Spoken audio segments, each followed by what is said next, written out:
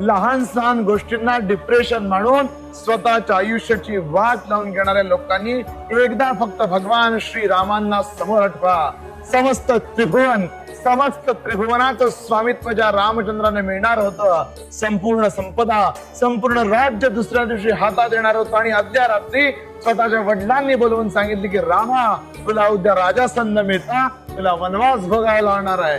वडिलांची आज्ञा, पितृ आज्ञा प्रमाण म्हणून त्रिभुवनाची सत्ता सोडणारे रामचंद्रांचे आपण वंशज आहोत. लक्षात घ्या, ज्या रामचंद्रांनी आपल्याला त्याग शिकवला, त्यागाची, वैराग्याची आदर्श मूर्ती त्या रामचंद्रांचा जर आपण आदर्श मानत असू तर एक गोष्ट लक्षात ठेवा की छोट्या छोट्या गोष्टींनी खचून जाऊ नका.